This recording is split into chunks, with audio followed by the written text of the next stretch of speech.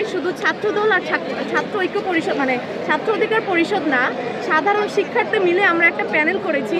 জগন্নাথের জন্য কাজ করবে এই স্পিরিটটা নিয়ে কিন্তু নির্বাচন করছে এবং নির্বাচিত হওয়ার পরে ওই কেউ প্রভাবিত করবে এরকম কোনো সম্ভাবনা এখানে দেখা যাবে না ইনশাআল্লাহ। বাংলাদেশের একমাত্র স্মার্ট সিটি বসুন্ধরা এখন আরো নিরাপদ, আধুনিকতায় আরো এক ধাপ এগিয়ে।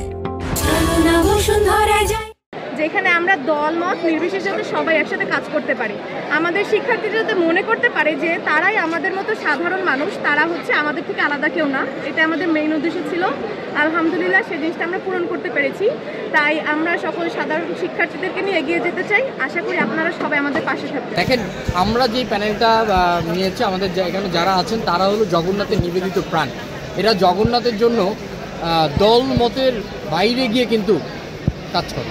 আমরা বিগত দিনে দেখেছি যে অনেকেই দেখা যায় তাদের রাজনৈতিক একটা এজেন্ডা থাকলেও তারা শিক্ষার্থীদের জন্য লড়ে গেছে।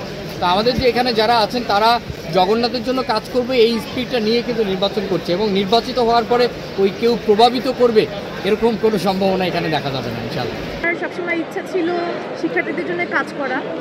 বিশেষ করে আমি যেহেতু নির্যাতিত, আমার মনে হয় আমার মতো যাতে কেউ তাদের জায়গা থেকে সরে না যায় বা সবাই তাদের অধিকারটা পায়, সেই জিনিসটা নিয়ে আমার মেইন লক্ষ্য ছিল। তো সেই জিনিসটায় আমরা আনন্দিত।